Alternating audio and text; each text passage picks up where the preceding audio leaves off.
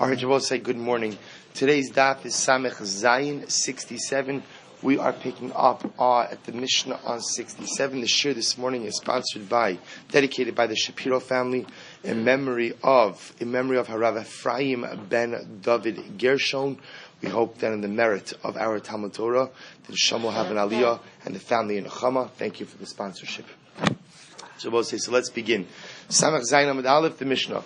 Hamocher Sachatzer. So we'll say again, continuing still on the same theme of when you sell property, what is included in the sale. So if you go ahead, Hamocher Sachatzer, we'll say a person goes in and sells a chatzar. So now remember, we're transitioning. Beforehand, we were talking about someone who sells a bayis, someone who sells a home. Now we're transitioning ultimately again to one who sells a chatzar.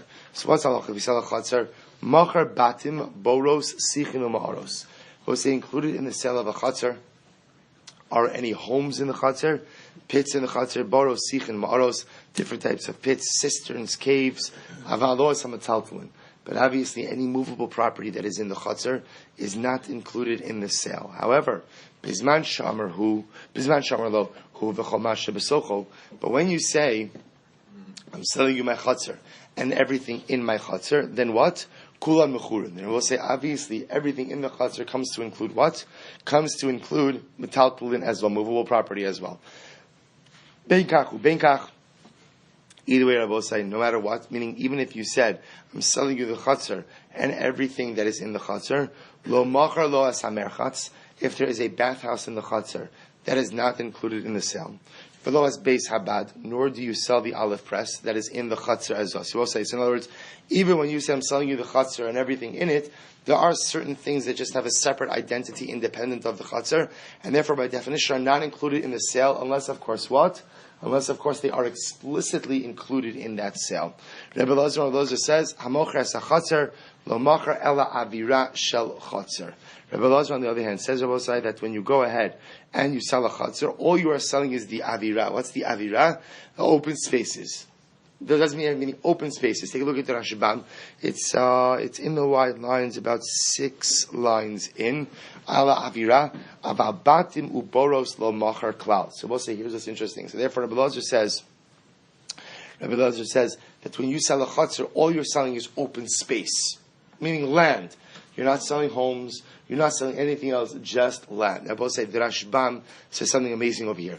The Rashbam says, I don't understand. If I'm buying a chatzar from Ruvain, right? So there's a machlokes. Now, the Tanna Kama says that chatzar includes what? Chatzar includes everything, right? Everything. It includes land and structures, homes. What it doesn't include is a bathhouse, an olive press, and things like that. But it includes all of the homes. Rabbi Eliezer says, no, it doesn't include the homes. So the Rashbam, he doesn't ask it, but he infers a very simple question, which is, it's a very easy way to tell what I bought. How do you tell what I bought? Look at what I paid. Look at what I paid. In other words, purchase of land should cost X. Purchase of land plus home should be X plus Y. So we'll say the Rashbam says something very important over here, which for all the real estate people is a very important yesod. Remember, we've learned this before. He says, "V'damim einan modiim, v'dam modiim leka." You cannot tell what he bought based on the price. De'ein ona'a likarkos. But remember again, we spent a lot of time on ona. So ona means overcharging. You can't overcharge more than a sixth. If you overcharge more than a sixth, they have the ability to void the sale. There is one item for which there is no ona'ah, and that is real estate. Why? Because Rabbi say real estate is the one thing where what's the value of real estate? Right? Whatever someone is willing to pay for it. So at the end of the day, I will say there is no such thing. Halacha accepts the idea there is no such thing as an objective valuation for real estate. Real estate is just totally governed by the market. Therefore, I will say the fact that I may have paid a lot of money for a particular piece of land does not indicate per se that I got the chutzar as well as the batim or anything else. It's meaning it's possible that for me this piece of land is exceptionally important. It's next door to the shul or something, whatever it is, and therefore again I'm willing to pay a premium on that is above and beyond market. It's just an interesting halacha. Fine. Says the Gemara. So we'll say, so now fundamental machlok is Tanna Kama and Rabbi Eliezer. Tanna Kama is saying that when you purchase a chatzar, purchase of a chatzar comes with the chatzar, and all of the homes in the chatzar excludes certain things as enumerated by the Mishnah. Rabbi Eliezer says, no, when you purchase a chatzar, all you are purchasing is land. land, just the actual land, but none of the homes. Says the Gemara.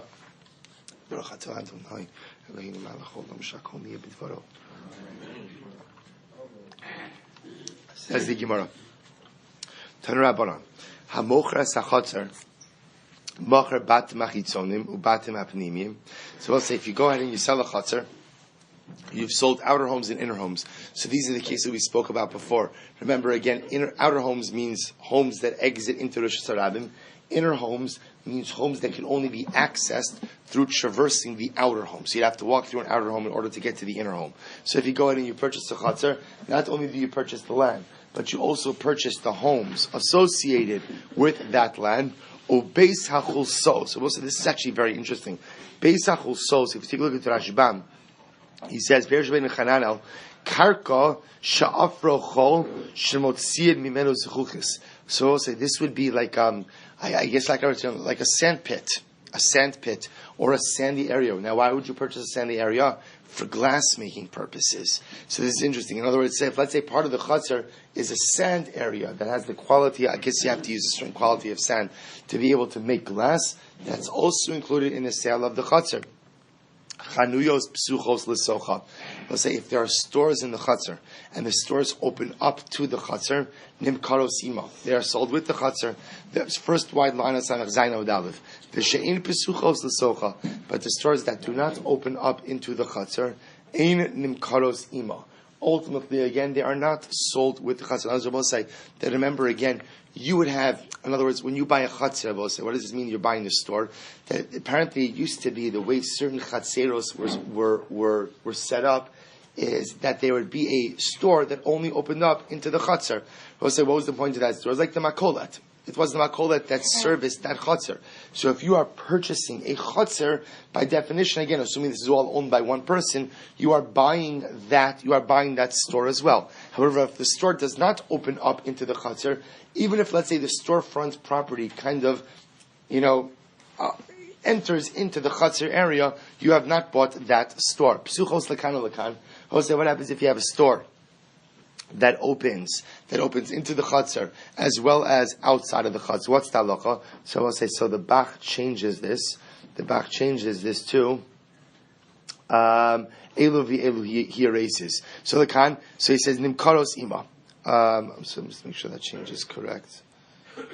Good. I'm sorry. So if the store is open to the chatzar as well as to somewhere else, they are included in the sale as well. Rabbi Elazar says, "Hamochres chatzar lo machar ella milusa shel chatzar."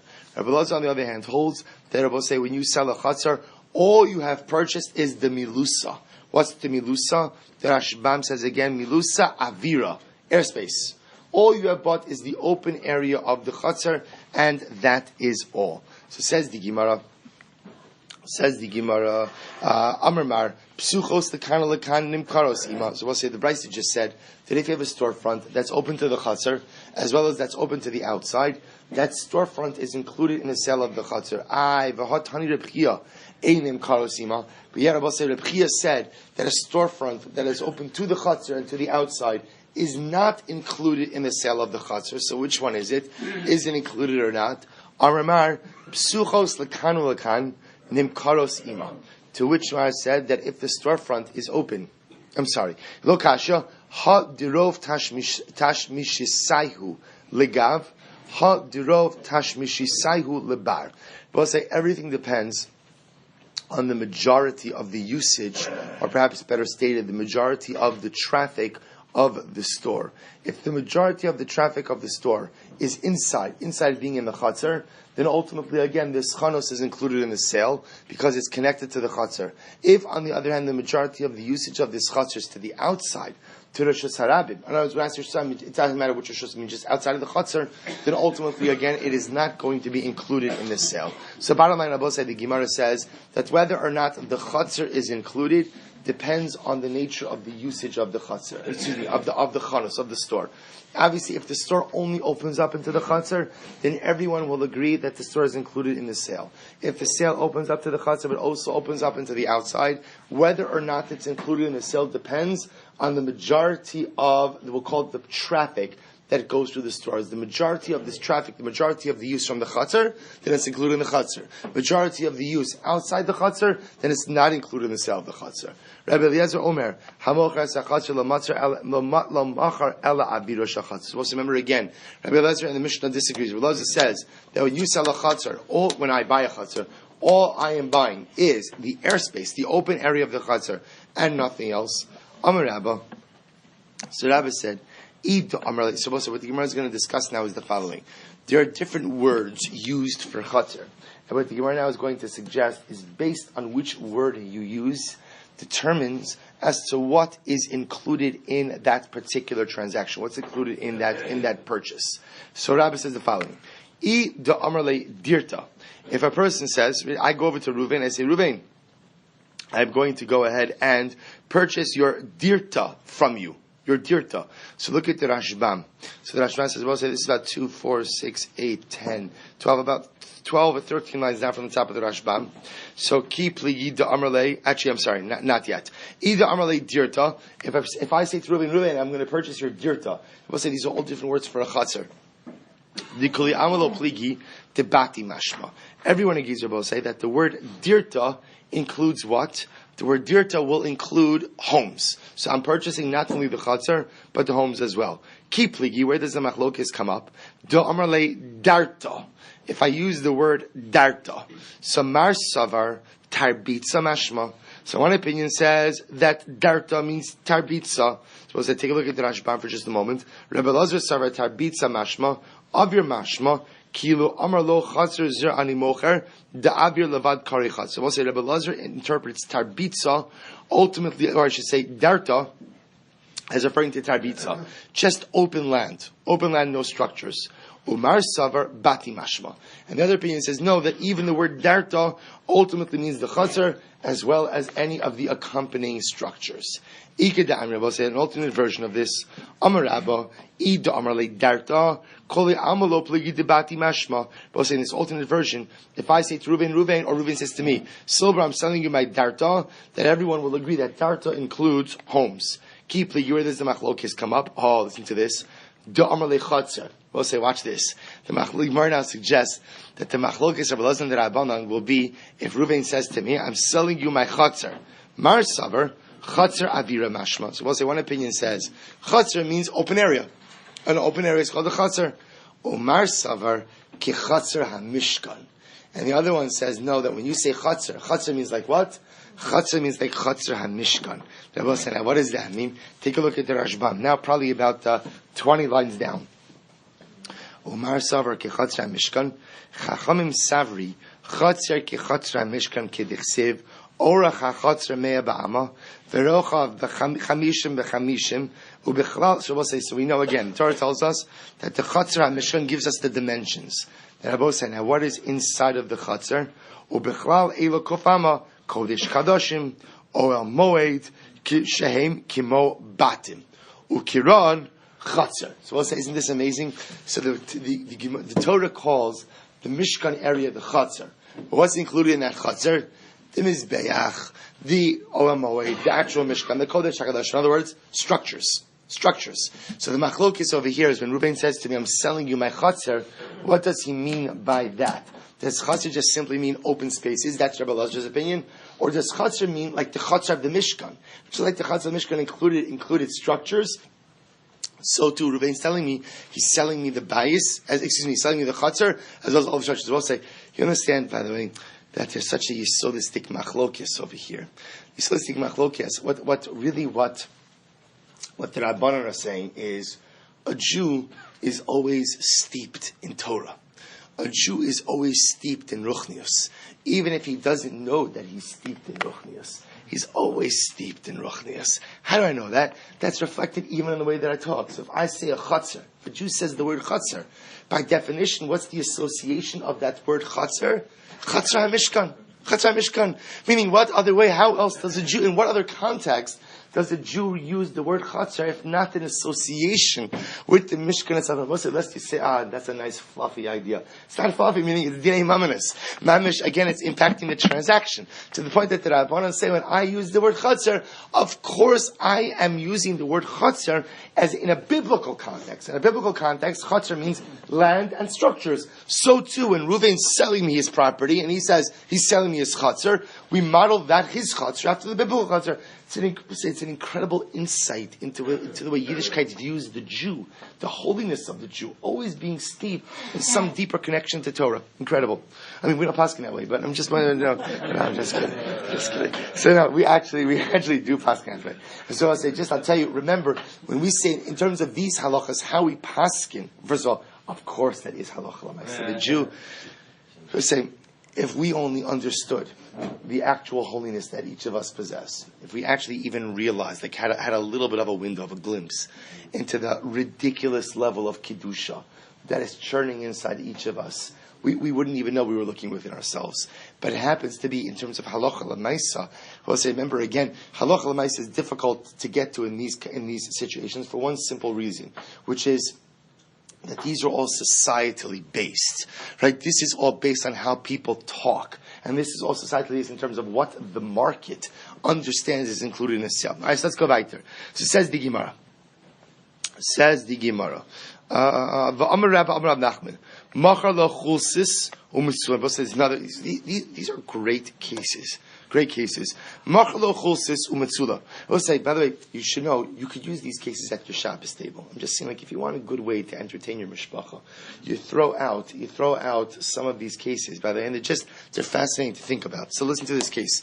Reuven's selling me a chulsis. I will say chulsis is a sand pit, as we've already established, and the metzula. What's a metzula? Take a look at the Rashbam.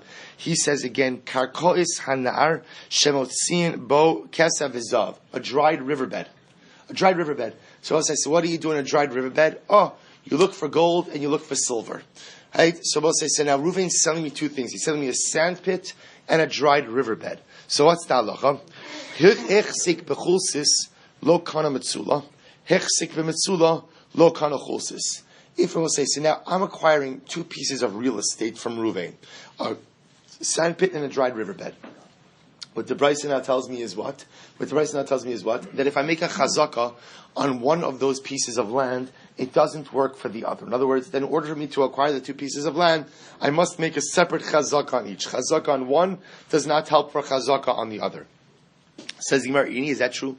We'll say, remember we had this case. Rabbi Shmuel.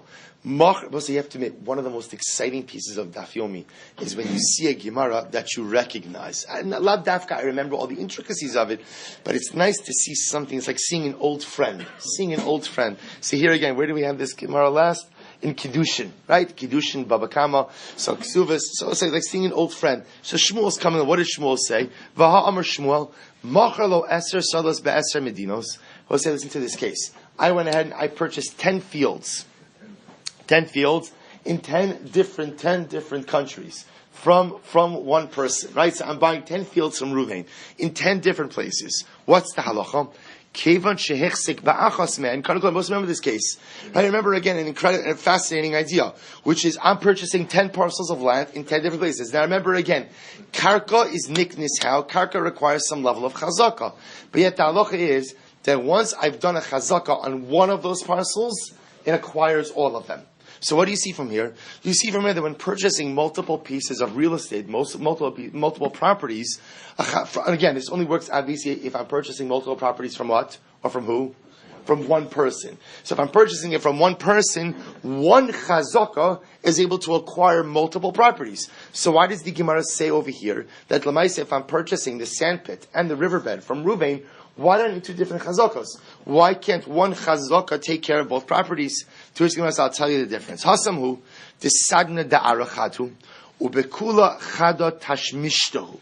We'll say here's the difference. In the case of the 10 fields, first of all, we'll say the ability to make one chazaka on multiple pieces of property comes from what? Comes from the yesod that we view land as one contiguous unit, meaning all land is connected.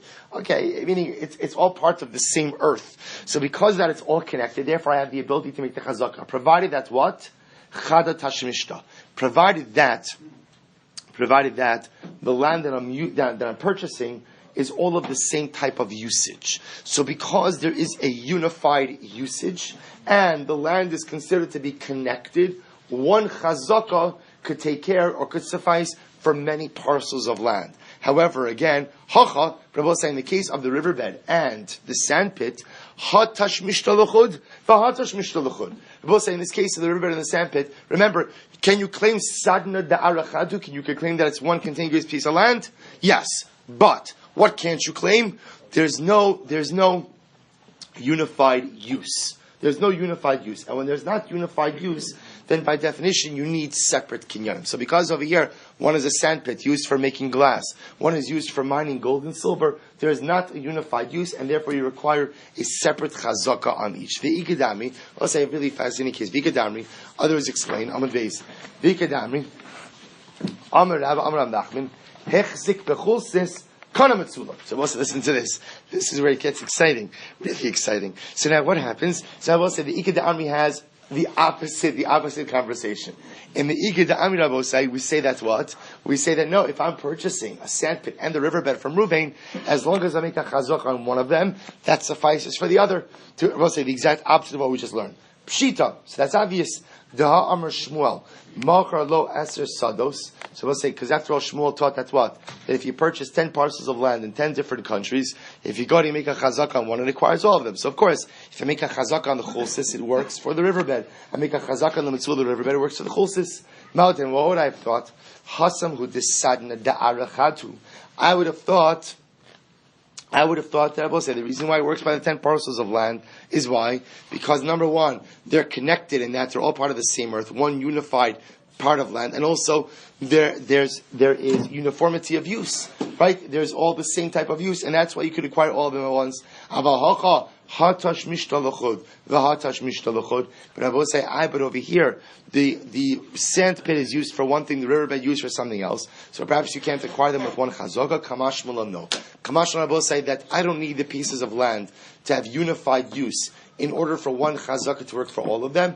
But as long as, assuming that we accept the approach of sadna da'arachatu, that all parcels of land are considered to be connected, one act of chazaka will work on multiple parcels of land, even if they don't have uniformity of use. And I will say, that indeed is how we paskin halacha l'maisa. So first of all, we paskin like Shmuel, that indeed if I'm purchasing 10 parcels of land from one person, and they're all scattered all over the place, that one act of chazaka could acquire all of the parcels of land. And we also paskin like this second Iked Amri. The second Iked Amri means that in order for that to work, one chazaka, multiple parcels, there need not be uniformity of usage. There need not be uniformity, meaning I don't have to use all the parcels of the same thing, even if again they're each used in their own way. One chazaka has the ability to acquire all of the parcels. Incredible. Says the Mishnah. Weiter. Hamocher beis habad. So we'll say now we're getting into a little bit of the technicalities regarding the sale of specific areas. So if you notice, we've started with the bias. We've started first with the home. Now we've worked our way to the chatzar, and now we're getting to the beis habad, to the olive press. So I'm selling my olive press to Ruvain. So I'll say, so the shaila is, what's included in the sale? What's included in the sale? So we're going to get a little bit technical with just the pieces of an olive press. So it says the Rabbi say, now the simple answer as to what is included in the sale are parts that essentially are permanently affixed to the press. Anything that's movable, right? Anything that's movable. Now, obviously, on a technical level, everything in the press could go ahead and be disassembled. But the idea is anything that's kind of fixed in place will be sold. Anything that is movable is usually not sold. So we'll see. The Mishnah is going to go through this. Samocher beis habad. For instance, I sell my olive press to Ruvain. So we'll say, so what's the halacha? So now, the Mishnah is going to use certain terms which the Gemara is going to define. Machar as hayam. I have sold the yam. Now I'll tell you this. The yam, I will say, is the actual vat. I've sold the vat. So just as you can imagine. So what would end up happening over here is essentially the way the olive press works is, if you can imagine, it's a long pole. It's very simple. There's a vat. It's a long pole attached to a number of boards. Top of that pole is like a screw that you turn. As you turn the screw, ultimately, again, the pole pushes down the boards. The boards press against the olives. The oil comes out. Not a complicated contraption. So therefore, again, you have a picture in there? Right. Photo. Okay, pass it around. Pass it around. Right. So next cycle, someone's going to dedicate their projector and a real laptop, and we'll have PowerPoint. So it says the Gemara, Hamocher Beis Habad, Machra Sayam, you've sold, included in the sale, is the vat, Ves Hamamo. Mamo Abose means the crusher, right? That refers to the actual press itself. Ves habasulos. Now we'll define what basulos means. Avalo machar es ha'avirim. But you have not included the boards. Now, what we're going to see is that there are certain boards that were not necessarily fixed in place. They were there and they were pressed down by the weight of the press, but they were not fixed in place. Because they're not fixed in place, therefore what? They're considered to be movable. Because they're movable, they're not included in the sale. Ves hagalgal, and the wheel. We'll say the wheel refers to that thing on top, the actual screw thing that you turn to press down the press. Ves hakora, and again the board. We'll define these different boards. Ubizman shamarlo hu v'chamasha b'socha. But I both say, if you go ahead and you say, I'm selling you my press, and everything that is included in the press, everything that is included, then what? Kulan mechur. Those are both say. So if I tell you, I'm selling you my press and all of its accompanying parts, so then what that would do would essentially sell the press in its entirety. Rabbi Elazar says, Hamocher Beis Habad, if one goes ahead and sells the Beis Habad, you sell your olive press, Machar es Sakora. You have indeed sold the board as well. So it says, now the Gemara is going to define our terms. Yam, what's the yam? Talficha. That's interesting. So once upon a time, these definitions were helpful. I guess when you speak Aramaic. Right? So the Gemara says, Yam is a talficha. Okay, what's the talficha? We'll say a vat. Rashbam points out, it's the vat. So when you go ahead, you sell the olive press, obviously you sell the vat as well. Remember, the vat is the receptacle in which you catch the oil.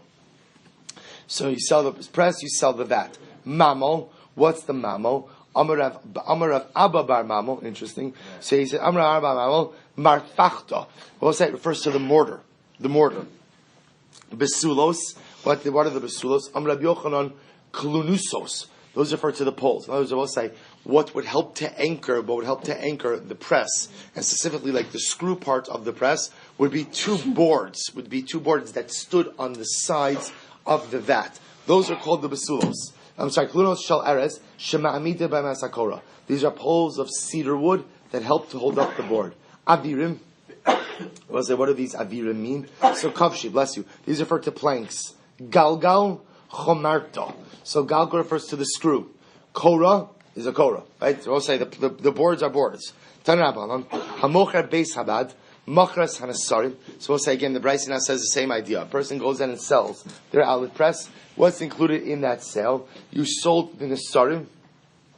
You sold ultimately again the planks. Ves hayikavim, the vats. Ves mafarchos, the mortars. Ves arechayim hatachtonos, and the lower grinding areas, or the lower mortars. Avalo esalyona, but not the upper one.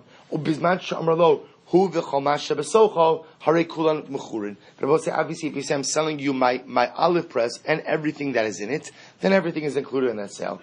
Benkach u benkach. But I will say, no matter what, lo machar es ha'avirim v'lo es hasakin. You have not sold some of the movable boards, nor have you sold the sacks. Now I will say, what does this mean, the sakin? So if you look at the Rashbam, the Rashbam says over here, sakin, v'lo es hamartzufin.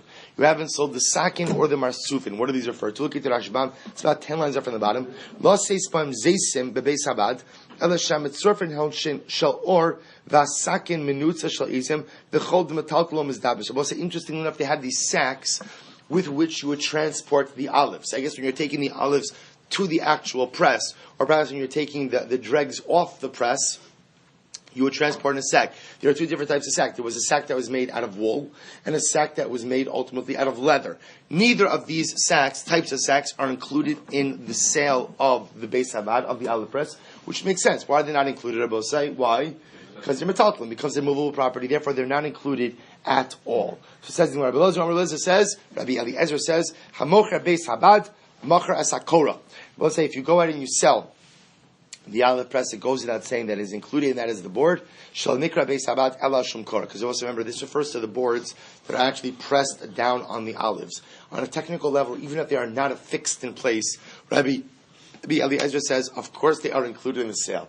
But why does he say, of course they're included in the sale? Because Rabbi say, you don't have much of a press if you don't have the boards. See, even if the boards are not affixed, also you can imagine, by the way, the boards need not necessarily be affixed in place. Because the boards, even if they're just lying down, as long as the screw applies the pressure to them, they will go right down and crush the olives. So we were thinking, if they're not affixed in place, they're not included. Rabbi Eliezer says, how could that be? It's only called a press because of those boards. Therefore, by definition, even if they're not affixed in place, they are included ultimately in the sale. Says the Mishnah. Next case, Rabbi say, it's very exciting. Hamocher es hamerchatz. I sell a bathhouse. So we'll say again. So what happens if I sell a bathhouse? What is included in the sale of a bathhouse? So this is very interesting. I have not sold the boards. And I will say, now which boards are we referring to over here? Look at the Rashbam. Hanasarim, shenosnin al gabe karka hamerchatz. We'll say these would be boards, floorboards. These are floorboards. I don't sell the floorboards of the merchatz.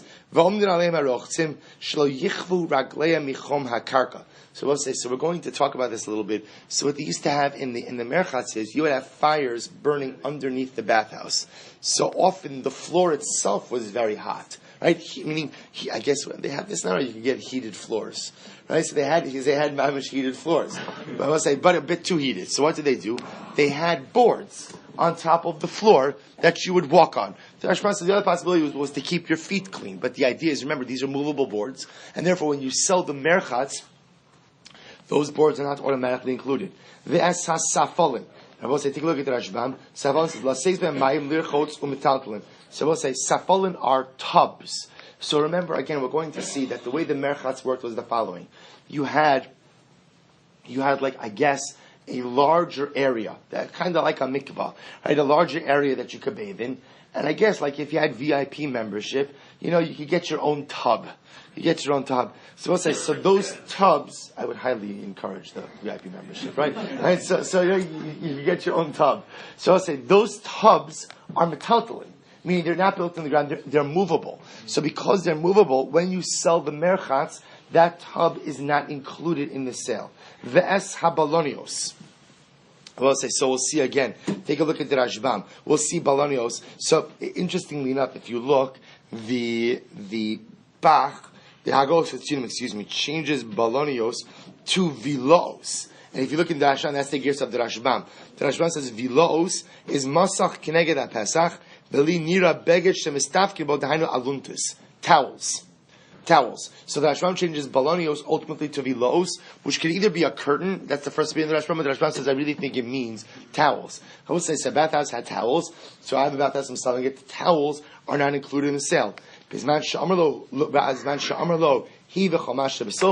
will say, if when selling the bathhouse, I tell the purchaser, I'm selling you the bathhouse, and everything that's in it, then what? Harikulan mechurin. Then obviously we'll say everything's included. So again, the tubs are included, the floorboards are included, the towels are included, everything's included. Benkach u benkach. But I will say one thing is clear. Even if I said, I'm selling you my bathhouse, and everything that's included, what is not included? Lo machar es hamaguros shalmayim. I have not included in that. I will say, look at the Rashbam. Maguros shalmayim. Brechos mayim sheshovchos mayim lemerchatz. We'll say what I have not included are literally the pools of water that pour the water into the merchatz. I guess, for lack of a better term, it's like a water tank, or like some type of reservoir. So I have not included that reservoir in the sale. Furthermore, again, I have not included my wood storehouse either in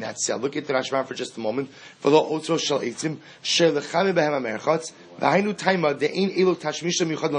listen to this. Because very often what happened was the following. If I owned the merchatz, very often, where was that merchatz? That merchatz was next to my house. Now, the reason I want that merchatz near my house is because I could dual purpose the resources. So, for example, if I have the reservoir of water there that feeds into the merchatz, guess what? I also use that reservoir for what? For my own home. Therefore, the Gemara says, the Mishnah saying over here is the following. If I'm selling my merchatz, so again, we have almost two different categories. Category one is I'm selling you my merchatz. So if I sell my merchatz, I'm selling you essentially the parts that are fixed in place, but none of the movable parts. If I tell you I'm selling you my merchatz and everything that's in the merchatz, I'm selling you my merchatz and all of the movable parts. But even if I tell you that I'm selling you my merchatz and everything that's in it, I do not include the items that by definition are used by me for my personal usages as well. So the water reservoir is not included in the sale. The place where I store the wood is not included in the sale. Why? Because I will say these are also private usage areas. Now obviously, if I explicitly say I'm selling you the reservoir, if I explicitly say I'm selling you the wood storage area, then of course that's included in the sale. But in the absence of an explicit statement, even if I tell you I'm selling you the merchatz and everything in it, these areas are not included in the sale. So the Gemara goes weiter. Fine. Turn around. Hamucher samerchatz. You know, so again, the Brisa says the following. I go ahead and I sell the merchatz. Machar es beis hanasarim. I have sold the Genabosai. Now here this is interesting. I've included in that sale is the beis hanasarim. What does this mean? Look at the Rashbam. Beis hanasarim. So we'll say this is a place ultimately again where you would go ahead and keep the back changes to matzniya as an. It's a closet, Abu said. It's a closet where I keep the planks of wood. So ultimately, when the bathhouse is not in use, I guess you wouldn't necessarily keep the floorboards out, I guess, because you don't want it to rain on them, whatever it is. So therefore, again, this is the closet where you keep the floor planks. So therefore, again, if I sell the bathhouse, included in it is the closet for the floorboards. As base hayakin. Now, obviously, the novelty in that is the following. Even though what I'm not included in the sale are the actual floorboards, but the closet is sold, which makes sense. The closet is mechubar lekarka. That's base hayakmin, and I will say it's interesting. The place now yakmin literally means I will say turbans, which this was the turban closet. Now, what does it mean, the turban closet? So if you take a look at the Rashbam, he says over here, V'yesh mefarshim, look at the second to last line in the Rashbam, 2 lines from the bottom. Yikamim sudar shema'atem em roshan mipnei chom hamerchatz v'chol hanibati mechaber lebeis hamerchatz. So we'll say apparently they would put these things, they would wrap towels around their heads.